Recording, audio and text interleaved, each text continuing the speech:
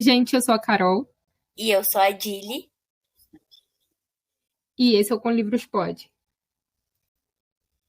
No episódio de hoje, a gente vai falar sobre A Bússola de Ouro, do Philip Pullman, uma, um primeiro livro da trilogia Fronteiras do Universo, que causou umas polêmicas aí entre o escritor e envolvendo a Igreja Católica.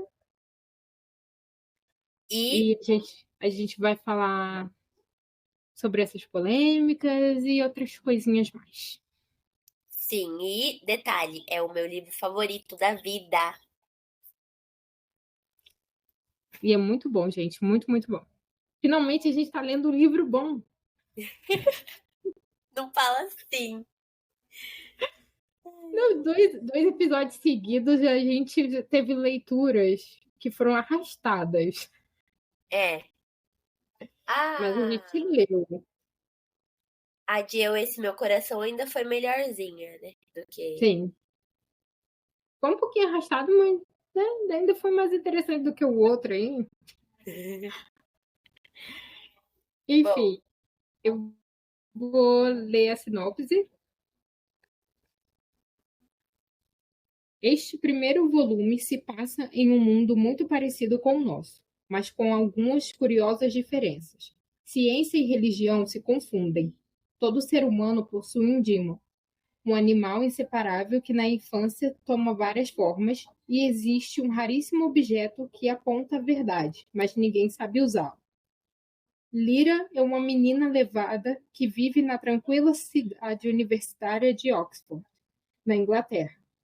Lá, crianças começam a desaparecer, e quando seu grande amigo Roger some, Lyra parte em sua busca, disposta a desafiar seus próprios temores.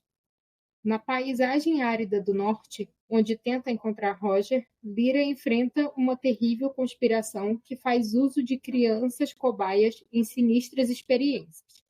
Entre ursos que usam armaduras e bruxas que sobrevoam as sombrias geleiras, Lyra terá que fazer alianças inesperadas se quiser salvar o amigo de seu trágico destino. bom, eu vou falar um pouquinho sobre o autor, né? O Philip Pullman, que é um gênio. Philip Pullman nasceu em Norwich, em 19 de outubro de 46. Ele é um escritor britânico, mais conhecido por ser autor de Fronteiras do Universo, que é composto por A Bússola de Ouro, A Faca Sutil e A Luneta Âmbar. Venceu inúmeros prêmios literários pelo mundo e foi traduzida para mais de 39 línguas.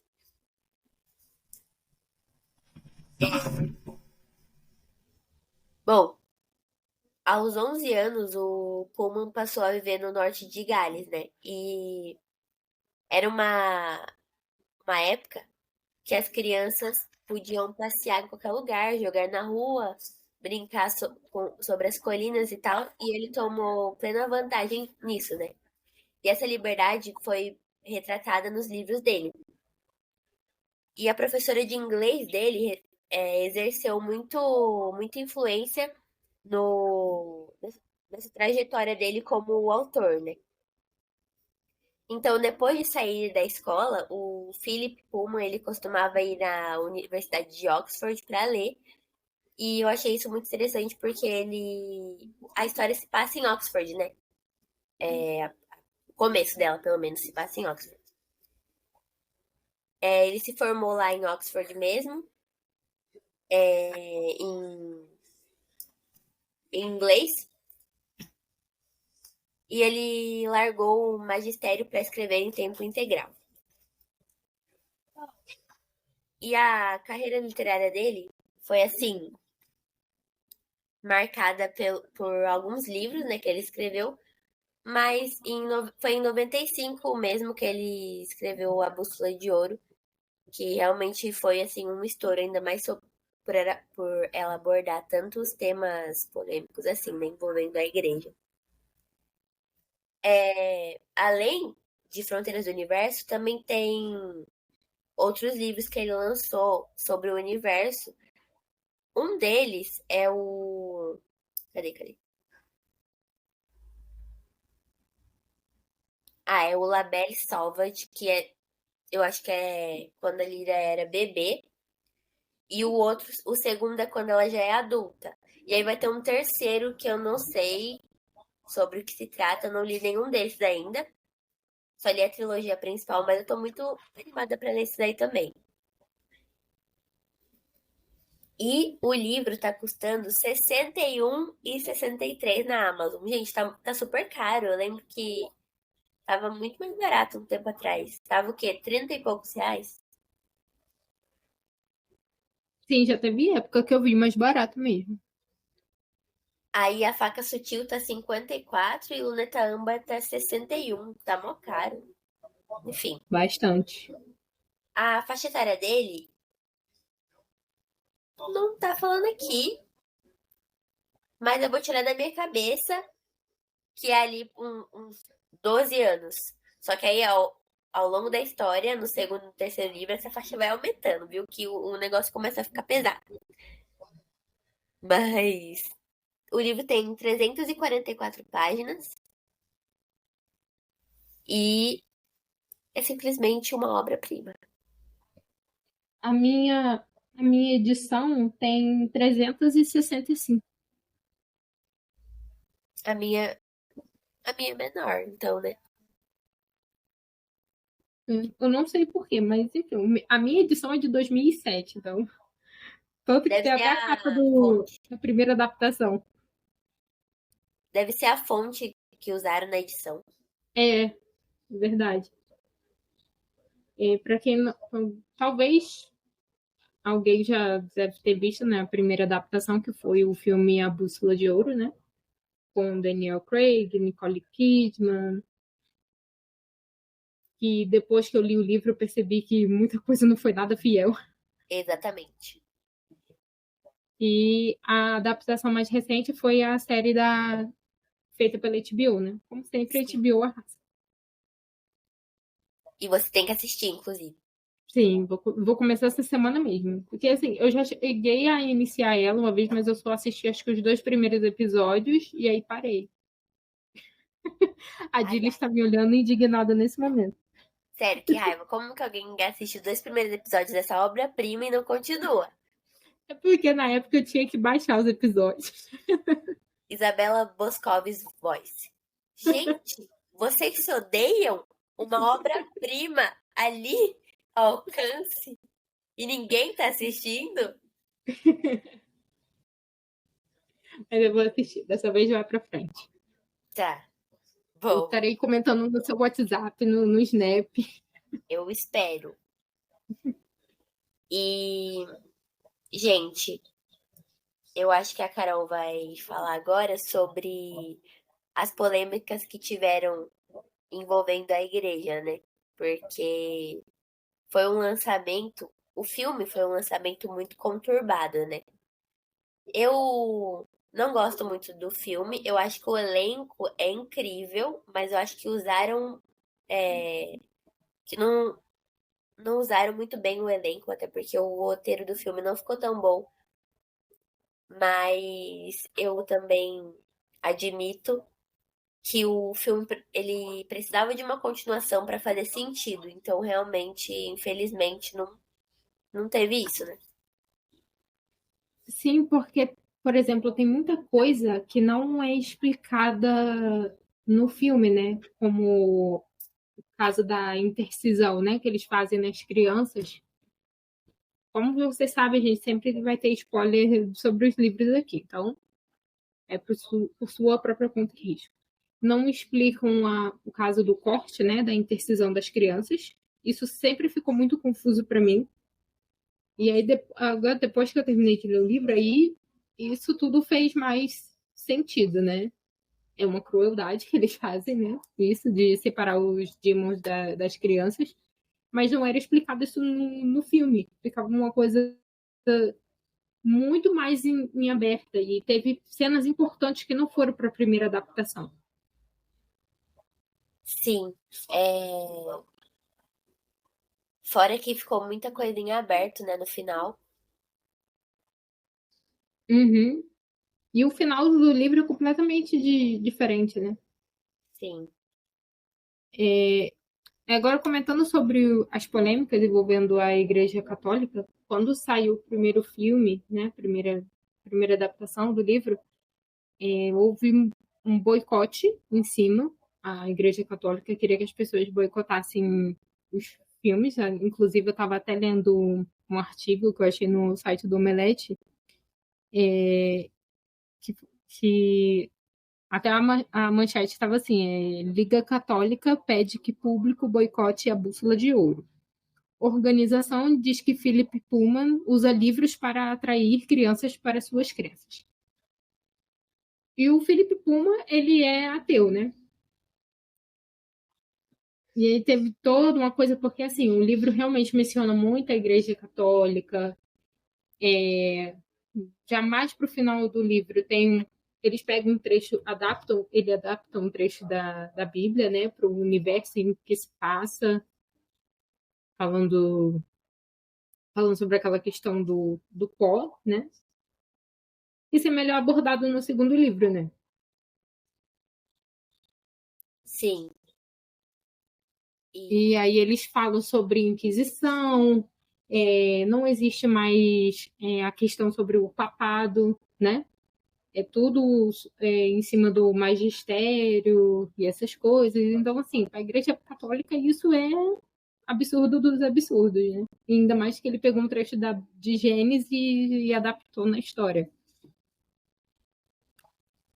E toda essa história envolvendo o pó no livro, né? Toda essa história desse tabu da Igreja Católica, do magistério, né? Do tabu envolvendo o magistério e o pó, né? Porque eles consideram o pó, todo o assunto do pó, todo mundo que fala sobre o pó, todo mundo que estuda o pó, heresia, né? Uhum, Então eu acho que isso fez bastante sentido, dá pra perceber bem essa crítica do autor. sim. E aí, como coloca na história, ele coloca os padres no meio de tudo isso, né? Aumenta mais ainda a polêmica. Aí, um universo onde não existe o Papa, nem nada disso, para eles é um absurdo, né? Mas, assim, eu sou católica e ler a história não me incomodou. Eu gostei muito do livro. Então, assim, eu até estava comentando, né, antes da gente começar a gravar, que acho que ele e o Dan Brown devem ser super amigos. Porque o Dan Brown também se envolveu em polêmica com a Igreja Católica quando saiu Anjos e Demônios e Código da Vinci, né? Sim. E, gente, todos os livros mais antigos, assim, sempre vai ter alguma polêmica envolvendo esse tipo de coisa, né? Porque realmente não era uma coisa muito que o povo tinha muita liberdade de falar, né? Uhum, Mas eu tenho plena certeza que se o livro fosse lançado hoje em dia, o negócio seria outro, né? uhum. E agora que a gente falou sobre as polêmicas, vamos falar sobre os personagens, né? A Lyra, a senhora Coulter, que é aquela cara dela engana. Lord Asriel, é Asriel, né? É, É, Asriel. Yorick Barnison, que é um dos meus favoritos. Pantalaimon é meu personagem favorito. Ele é muito fofo. Ele é muito, muito fofo. Bom, Os egípcios, né? o Lee Scoresby, Sim. Que ela ficou toda fascinada com a questão do balão, né? Dele ter um balão. sim, A Lyra, ela é uma personagem que ela te cativa desde a da primeira página, né? Porque ela é muito espontânea, ela é divertida, ela é teimosa. E ela ela, é a típica criança arteira que todo mundo ama. ela é completamente apocalíptica. E a gente percebe que com tudo isso, ela se sente muito sozinha, né? A Uhum, única criança que ela tem mais contato, assim, é o Roger, né? Uhum. Tanto é que quando ele some, ela é a primeira a perceber e procurar ele, né? E tentar resgatar ele. Sim, E eu admiro muito isso na personagem, né? Ela é uma personagem extremamente leal. E o Pantalaimon também, né? Porque no livro a gente tem essa história de que todo ser humano possui um Demon, que é a representação da alma da pessoa, né?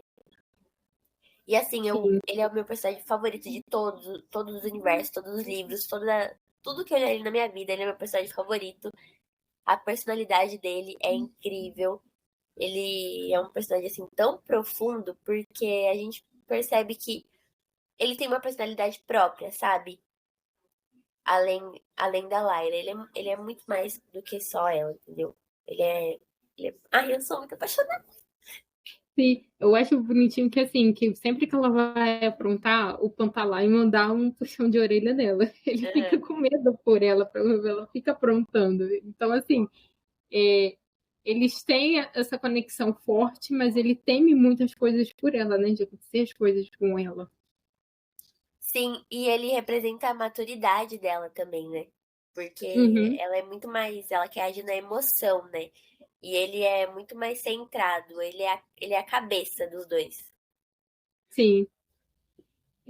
Teve aquela parte no livro que eles vão nas tumbas, né? Onde estão enterrados os reitores e tal, e aí ela vai mexendo no que não deve e aparece assombração. E o Pantalaime, por falta de aviso do Pantalaime, não foi, né? Que ela ficou trocando. Sim, e eu gosto muito, eu acho que o mais interessante nessa trilogia é justamente essa relação entre Demon e humano, né? Porque a gente tem isso com a senhora Coulter, né? A Marisa Coulter, que é a. Bom, eu vou dar o spoiler, estejam avisados, que é a mãe da Lyra. E a relação entre ela e o Demon dela é extremamente tóxica, né? Uhum, Porque ela maltrata o Demon dela e a gente percebe muito isso na questão de autoflagelação, né? Ela sim. machuca ele pra se machucar. E eu acho isso tão. Isso constrói camadas na personagem que eu acho, inclusive, que a Ruth Wilson, né, que é a atriz que faz a Marisa Coulter na série, soube retratar muito bem. Inclusive, teve uma entrevista que o Philip Pullman falou que ele nunca imaginou que uma atriz fosse destrinchar tão bem a personagem e trazer tanta personalidade que ela nem tinha tanto assim no livro e ela trouxe pra série. Então eu acho que isso é uma das coisas que eu mais admiro na série também. E justamente essa relação dela com o Demon dela também, que no livro não é tão abordada como é na série. E eu acho que foi muito importante isso, porque em adaptações a gente não tem muito isso de pegar uma coisa que não foi tão abordada e falar mais sobre isso, né? A gente tá vendo isso na adaptação de Casa do Dragão, que tá tendo tem umas pataquadas. Uhum. E, bom, eu acho muito incrível como foi adaptado os livros. Por isso que eu queria tanto que tivesse mais reconhecimento, sabe? Porque é muito difícil a gente ver adaptações boas ou até melhores que os livros em si. Sim, e é uma coisa que a gente percebe que se a, o stream vizinho, a vermelhinha, tivesse adaptado, provavelmente teria sido cancelada na primeira temporada, porque mesmo quando estava lançando episódios, né, semanais, não era muito falada na época. Eu lembro que eu me empolguei para assistir e tal, mas assim, as pessoas não conheciam muito. E eu realmente mereço meu reconhecimento, porque mesmo vendo as coisas no trailer e tal, dá pra ver realmente que foi muito melhor adaptada do que a versão de 2007, que ficou muita coisa em aberto e muita coisa mal explicada. E ainda falando sobre a Marisa, Quando ela aparece a primeira vez, a gente nem julga a Lyra por ficar fascinada por ela, né? Porque ela é uma mulher toda elegante, inteligente, estudada, e a Lyra se apaixona por ela, assim, né? Fica fascinado por ela, por todo o conhecimento que ela tem para oferecer. Então, nisso, ela se torna, assim, presa a ela, né? Até ela realmente se tocar de que ela não é quem ela aparenta ser. Sim, e também essa coisa de não terem muitas mulheres no magistério, né? Porque esse universo que a Lyra vive, ele é extremamente machista, né? É, Uhum, e ainda mais por ser controlado pelo magistério. E, ela vê que aquela mulher tem aquela liberdade e autoridade também naquele meio que só tem homens, é muito interessante. Tanto é que eu também não hesitaria duas vezes em aceitar ser assistente dela. sim. E até esse momento, né, ela só foi descobrir que era filha dela muito tempo depois, né? Depois que ela já estava com os egípcios, aí que ela Sim, descobriu tudo. E que o tio Asriel não era tio dela também.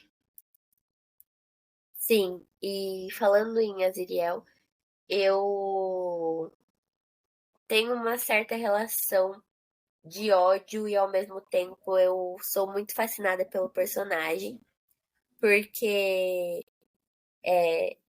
você percebe que ele é completamente louco da cabeça, gente. Ele é louco, ele é Uhum, obcecado pelo pó, pelo estudo do pó, e realmente estudiosos são assim, né? Quando a gente pesquisa sobre estudiosos, eles são realmente loucos pelos assuntos que eles retratam, que eles falam, que eles escrevem, entendeu? uhum. Então, por um lado, a gente entende isso daí, só que ele é um personagem extremamente sem escrúpulos. Eu acredito que ele seja. Não que o livro tenha vilões, mas eu acho que ele é. Se tivesse um vilão no livro, seria ele. Sim, ele tem uma personalidade muito forte, ele é arrogante, ele não tem carinho nenhum pela Lyra, né? A Lyra mesmo fala isso pra ele. Ela fala que não ama ele, assim como ele também não ama ela. E isso é muito forte, porque quando ela pergunta assim, ah, você é meu pai? E ele fala, eu sou, e daí? Tipo, isso é muito forte, porque tipo, ele é indiferente com relação a ela. Sim, ele é frio e a única coisa que ele realmente se importa é com o pó, com o estudo do pó. Provar que ele Uhum, tá certo, provar, provar toda essa questão da, da autoridade não ser a autoridade, entendeu? E tanto é que o Demon dele é um. Qual que é o Demon dele? É uma onça? eu só lembro do nome. Eu não sei se era uma pantera. É a Estel Maria, né? Isso, a Estel Maria, acho que é uma pantera. Uma pantera albina. Uhum. Existe isso? Rapaz. É porque, assim, para contexto, para o que a gente está falando aqui, os demons das crianças, eles mudam de forma, né? Até eles alcançarem a fase, acho que é entre a adolescência até a fase adulta, né? E ele toma uma forma só. É uma pantera branca, isso mesmo. Enfim, eu, gente, sou completamente apaixonada pela Estel Maria. Acho ela, assim, o Demon mais elegante, mais, assim, Demon que passa autoridade. Realmente. Uhum, Eu sim. adoro ela. E ela não fala muito, né? Não. Ela é mais. Ah, ela tenta aconselhar ele, mas às vezes ela fala as coisas e ele faz completamente o contrário. Eu só lembro de uns trechos dela, quando ela aparece no início, quando a Lyra tá escondida naquela sala, né? E ela pega o Pan, né? Sim. É outra coisa muito importante. Demons podem tocar demons, mas pessoas não podem tocar nos demons das outras pessoas.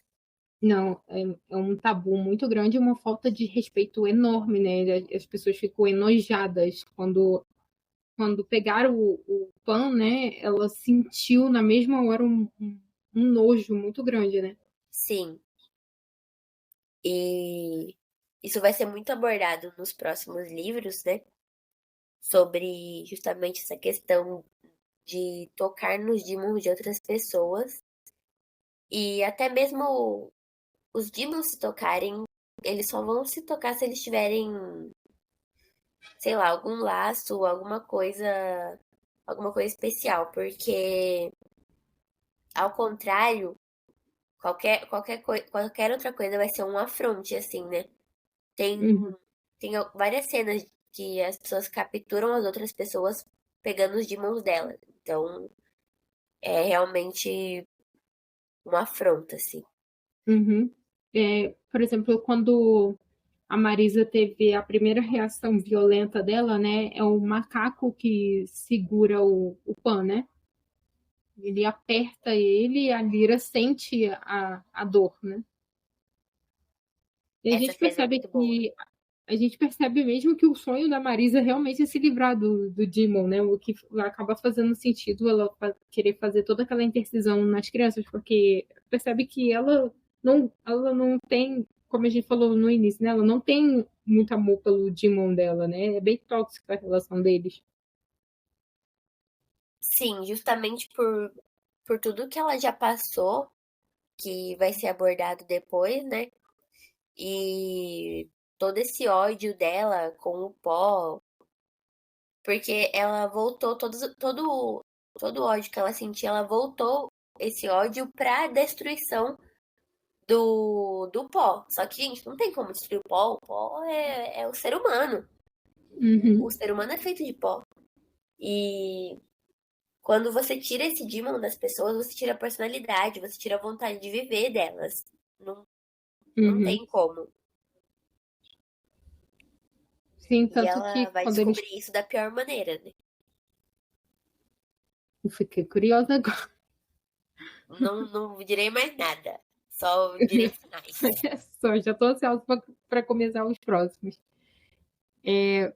Tanto que quando eles fazem a intercisão, né, nas crianças, muitas não sobrevivem muito tempo, porque é uma relação tão forte, uma conexão tão forte, né, que eles se tornam um só. O que o outro sente também. E aí eles cortarem isso é muito pesado na história, porque até quando eles imaginam que possa existir um outro universo em que não existe demons para eles é um absurdo, uma coisa muito pesada. Porque no caso seria como o nosso universo, né? Não existir os demons. Sim. Saindo um pouco desse tema, eu queria falar um pouco também sobre a questão do que o Philip Pullman escreveu, porque basicamente vocês não sabem, se vocês sabem, finjam que não sabem, mas o Philip Pullman escreveu A Bússola de Ouro como uma crítica ao C.S. Lewis, que escreveu As Crônicas de Nárnia. Galera, vocês sabiam disso? Que loucura! Então, se vocês pegarem os elementos de A Bússola de Ouro e de As Crônicas de Nárnia, vocês vão ver que tem algumas semelhanças. Por exemplo, o a gente tem duas protagonistas, né? Que são a Lúcia e a Lira. As duas vão para universos diferentes, universos mágicos, aliás. Uhum. E bom, o Philip Pullman ele falou que, calma, ele chama ele escreveu um artigo no The Guardian chamado O Lado Negro de Nárnia, onde ele chama os temas cristãos nos livros de Lewis de propaganda a serviço de uma ideologia que odeia a vida. A morte é melhor que a vida. Meninos são melhores que meninas. Pessoas de cor clara são melhores que pessoas de cor escura. E assim por diante. Não há escassez de tais bobagens nauseantes em Nárnia, se você puder encarar isso. Então ele detonou. Meu Deus. Ele detonou as Crônicas de Nárnia. Ele foi bem polêmico mesmo. Pois é. Bem polêmico. E o C.S. Lewis não pode nem se defender, né? Porque ele já morreu há muito tempo. Pois é. Já tá em outro plano. E o Felipe Então, Pullman. porque até o próprio C.S. Lewis já falou, né? Que toda a história de Nárnia é sobre Cristo.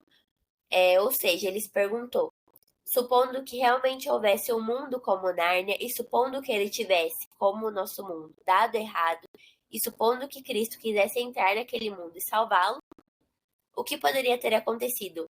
As histórias são as respostas, né, para essas perguntas. O C.S. Lewis escreveu isso num livro em outro livro que ele escreveu. Depois eu vou atrás desse artigo. O quê? Depois eu vou atrás desse artigo. Tá. Foi um livro, chama. Cadê? Um Companheiro e Guia. Ah, sim. Então, o Lewis, ele acreditava literalmente em episódios cristãos como a tentação, queda da graça, redenção da humanidade, e os romances dele reimaginaram esses episódios em um cenário narniano. Uhum. Então, o sobrinho do mago conta a criação e como o mal entrou em Nárnia, o leão, a feiticeira e o guarda-roupa, a crucificação e a ressurreição, Príncipe Caspian, restauração da religião verdadeira após a corrupção, o cavalo e seu menino, o chamado e a conversão de um pagão, a viagem do peregrino da alvorada, a vida espiritual, a cadeira de prata, a guerra contínua com os poderes das trevas e a última batalha, a vinda do anticristo, né, que era o macaco, e o fim do mundo e o juízo final. Uhum. Então, Aslan, ele era a figura de Cristo, né, e ele morreu e ressuscitou para salvar a Nárnia no segundo livro, né, passando por esse julgamento final no Apocalipse. Então, em His Dark Materials, que é a Fronteiras do Universo, o Philip Pullman ele também reimaginou uma série de cenas da tradição cristã, e especialmente a tentação e a queda da graça. E ai, gente, se eu falar o resto, eu vou estar dando muito spoiler. Eu não vou falar, porque a Carol não leu ainda. Eu vou ter que ir atrás dos livros imediatamente. Cara, porque é uma coisa muito louca e não dá pra falar um pouco sem falar muito. É que assim, ele fez um universo muito bem construído, né? Tem muitos detalhes. E assim, esse desenvolvimento começa em A Bússola de Ouro, e aí você, quando acaba o livro, você já tem aquela chavinha de que os próximos vão te explicar melhor tudo isso. E é muito legal como ele desenvolveu a história. Sim, e ao contrário do C.S. Lewis, ele escreveu, porque o C.S. Lewis ele escreveu essa parte toda retratando a Bíblia como algo bom, né? E o Philip Pullman, não, ele pegou isso e colocou isso como um universo ruim, inclusive a autoridade, né, que seria Deus como um tirano e criador impostor,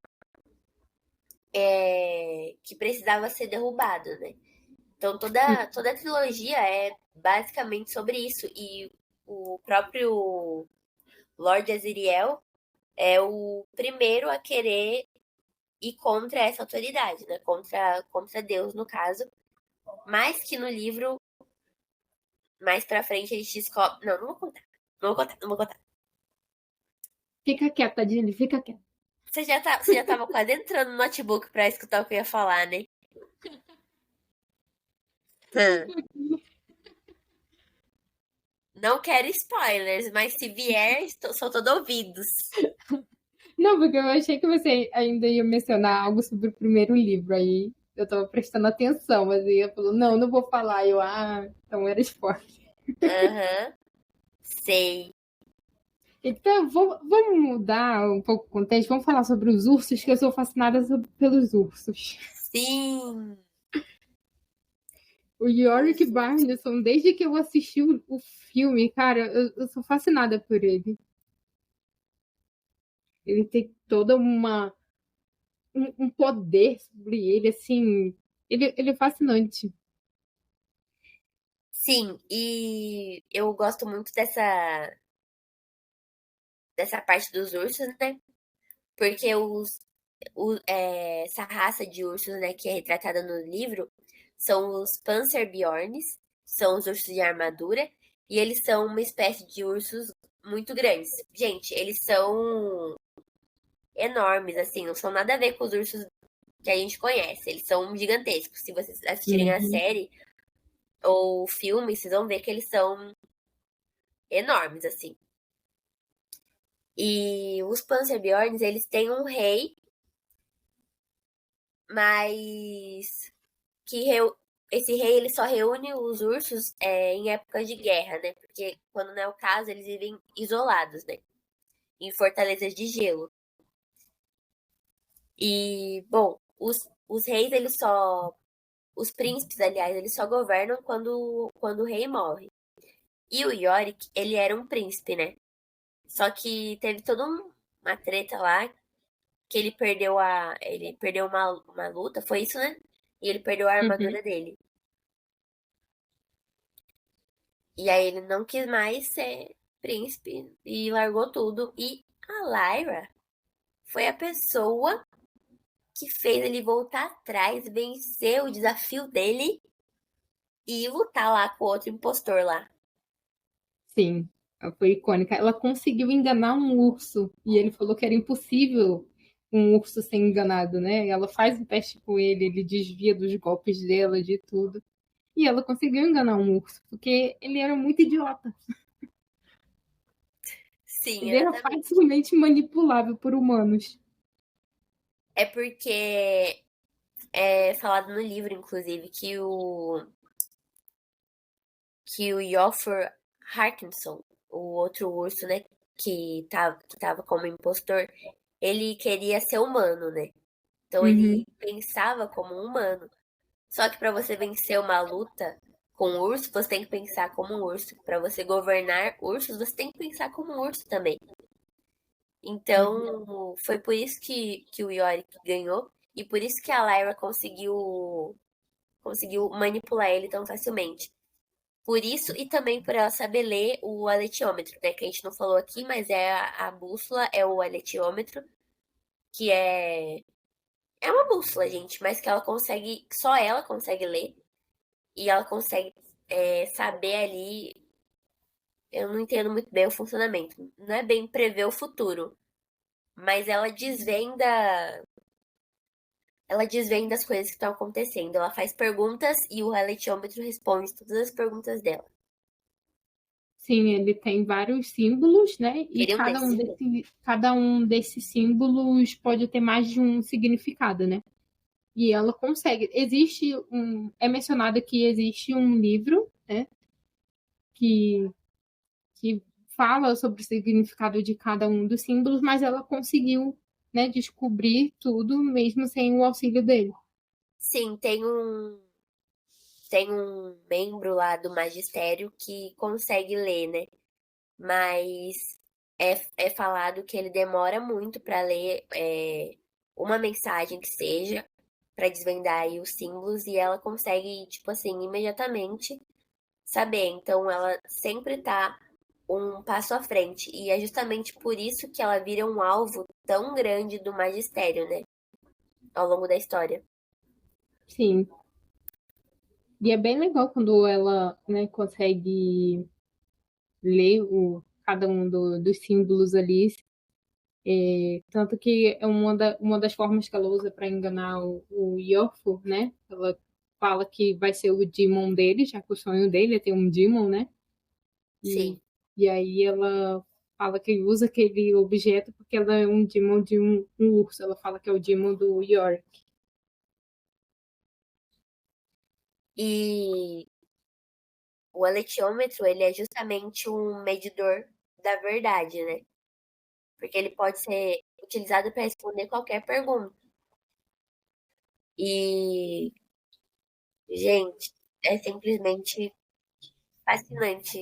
Esse universo é muito legal, é muito legal. Como que a pessoa consegue ter tantas ideias assim e colocar no papel, tipo, por isso que eu amo tanto fantasia. Eu amo fantasia.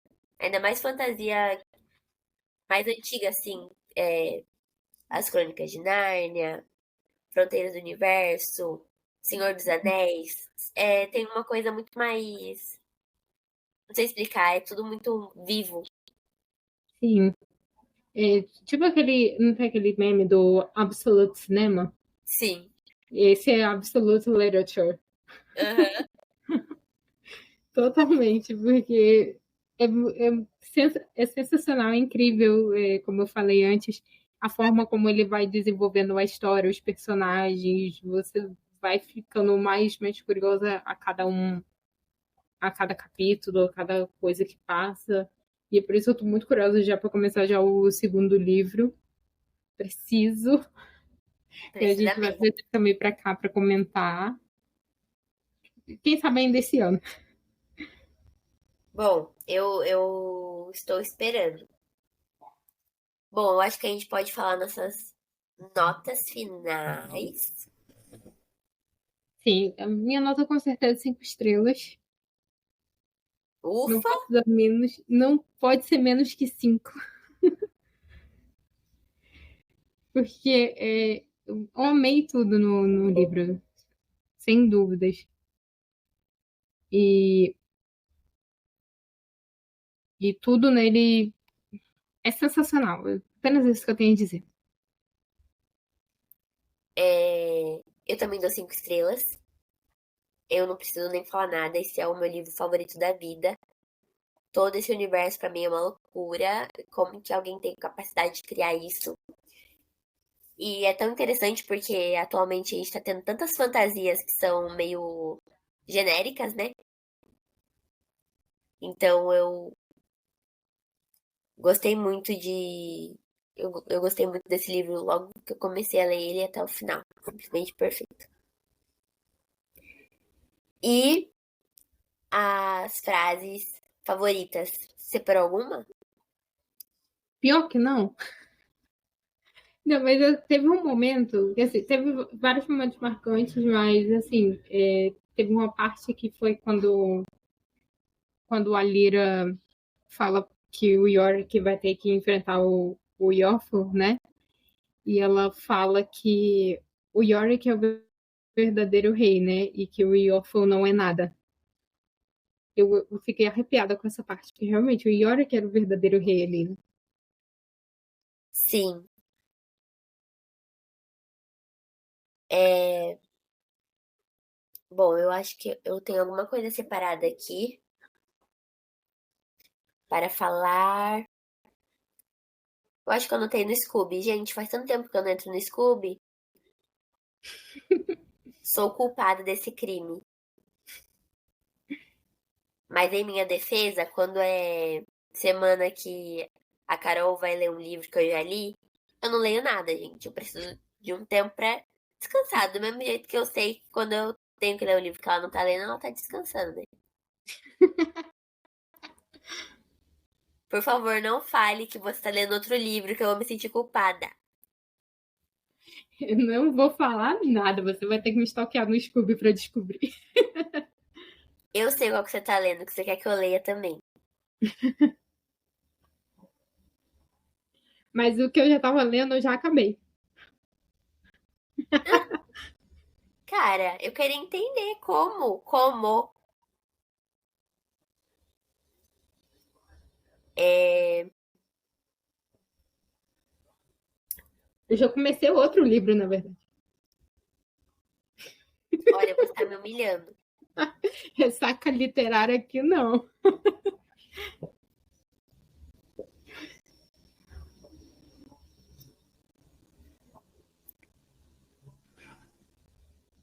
Ah, aqui.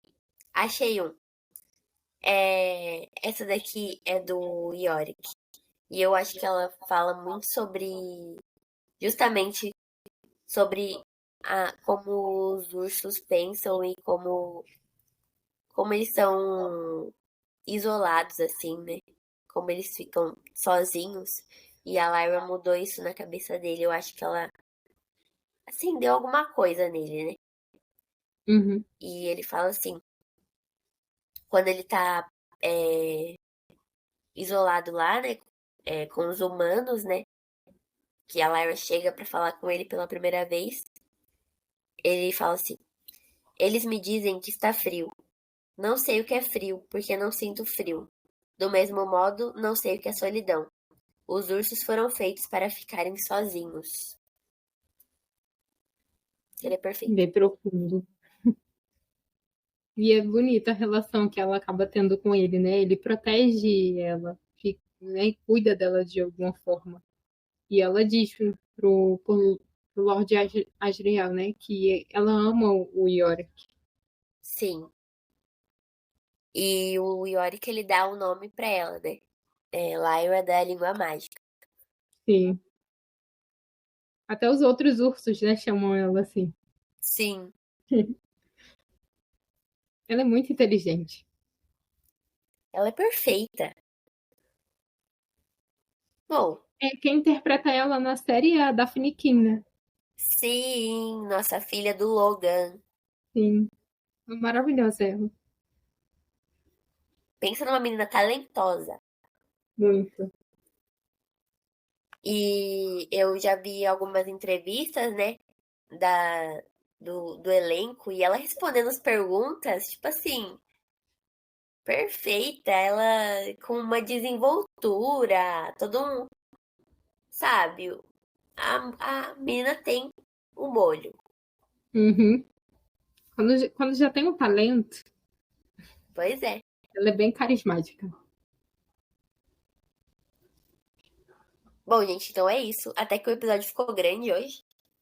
Sim, a gente tinha bastante coisa pra falar.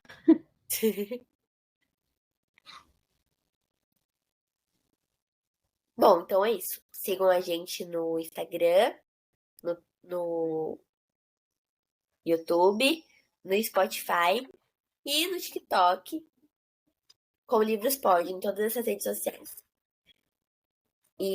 Não E esqueçam as estrelinhas, né? sim, muito importante de seguir a gente lá também. E se vocês quiserem indicar algum livro pra gente ler, fiquem à vontade também. Isso. Todo mês a gente tem a indicação do mês, então é muito importante vocês indiquem livros pra gente. Pode ser aqui no Spotify, lá no Instagram, no YouTube. E não esqueça também de compartilhar o episódio, que isso ajuda muita gente aqui. Isso aí. Então, um beijo e até o próximo episódio. Tchau!